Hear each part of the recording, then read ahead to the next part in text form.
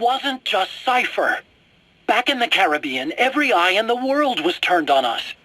A private army, just a bunch of guys with guns, in possession of a nuke? Why wouldn't they be uncomfortable? And that's why you made sure the inspection happened. Well, I thought our best move was to prove to the UN through the IAEA that we had no nuke. Of course, I was against us having it in the first place, but that was Snake's decision. The boss wasn't responsible.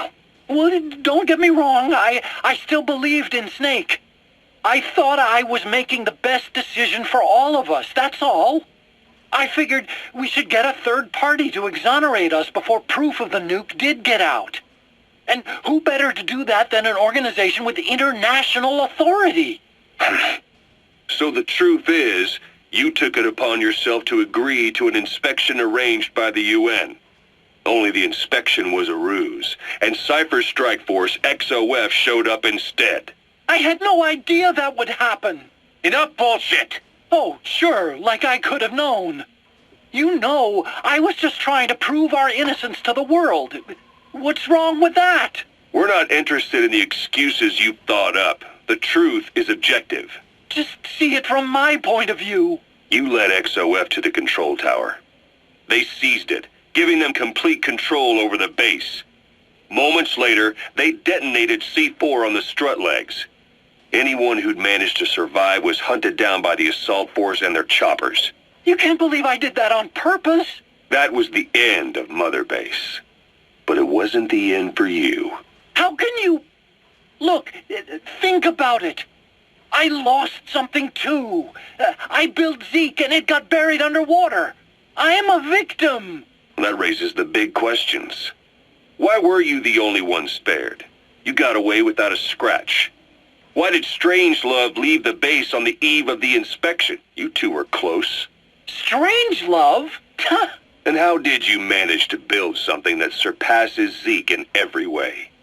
Because you did everything they told you. You're the only one who didn't lose a thing. That is the truth. I was taken away against my will. Skullface forced me to do his research these past 9 years. He used me. I lost 9 years. 9 years. We all lost 9 years. It wasn't just you. I suppose blaming me makes you feel better, does it? But who's gonna give me back all the time I lost? You're not getting anything back. You're not a victim here, Emmerika. You're the perpetrator. I didn't know anything. Nobody can back that up. Yeah, all the evidence is at the bottom of the ocean. You know the hardest man to break? The type who's fooling himself. That takes time. It's easier to live a convenient lie than a painful truth. Is that the piece you've chosen, Doc? I'm not lying. Of course. Just let me check one or two things. On that day, you were in the control tower with them. Lucky you. That's how you got out unscathed. And you escaped on one of their choppers. Only you, right before the base went under. They had me blindfolded the whole time. I've never been so scared. The whole flight, I thought they'd kill me. But thinking of you kept me going. My comrades, all the way. And? There was a plane journey, then we traveled by road. When they finally took off the blindfold, I was in kind of a warehouse, on the floor. Afghanistan, it was that research lab. I couldn't believe they'd taken me halfway around the world. And soon enough, he came. Skullface. He's the one who's really behind that Mother Base attack. He forced me into that research. What kind of research? He told me to build a bipedal walking tank for the Soviet Union, like Peace Walker, a system that could fire an ICBM-class nuclear weapon. That's how the Sahelanthropus project got started. Sahelanthropus. Those AI weapons I'd made in Costa Rica were like toys by comparison. A whole world apart from reptilian four-legged crawling and that ridiculous hunched-over bipedal waddling. My design evolved to the dawn of mankind, Sahelanthropus, the first steps towards humanity. An upright, bipedal weapon system. Originally, Sahelanthropus was going to be a manned weapons platform. I designed a cockpit in its head, and I planned to fill it with water as a buffering agent. Like how Paz modified Zeke for human control. Don't compare me to some amateur. I designed it for human control from the beginning. The problem was miniaturizing the posture control AI.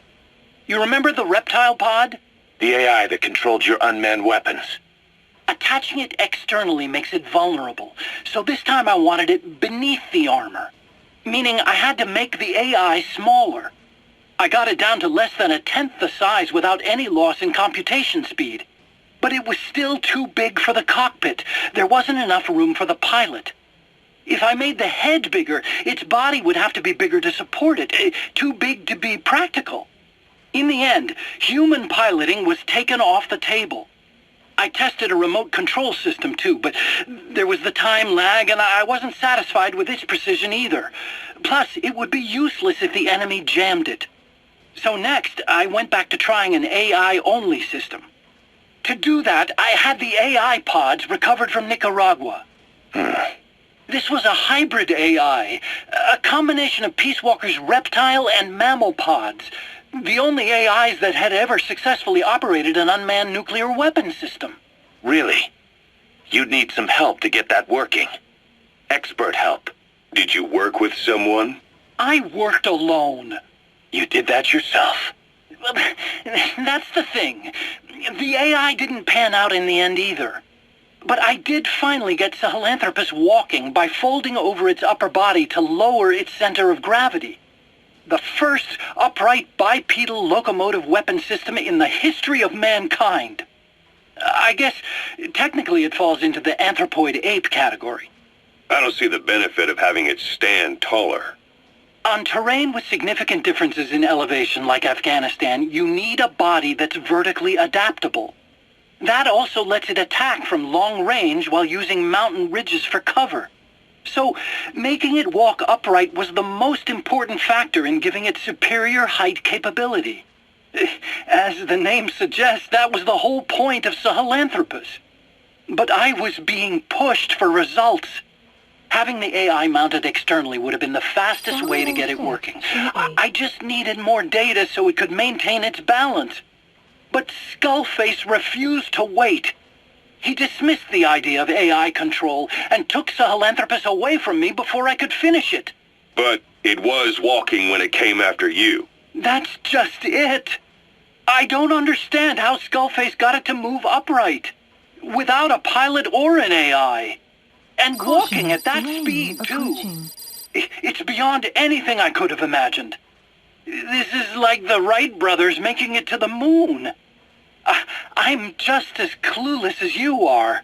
So this Sahelanthropus, where is it now? I have no idea. All my experiments took place at that cave. I've never seen it anywhere else. Besides, it's still just an incomplete prototype at this point, and nothing but a paper tiger.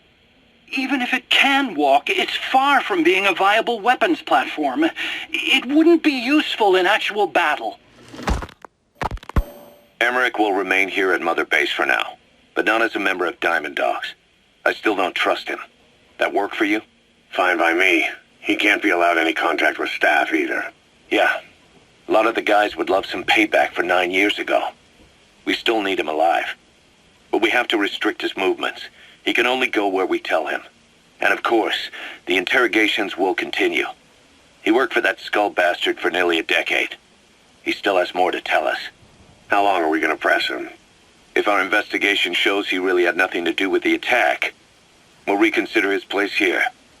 But I don't expect that to happen. Remember that water tank-shaped object in Emmerich's lab in the Soviet base camp? The thing that started talking to you like a possessed answering machine.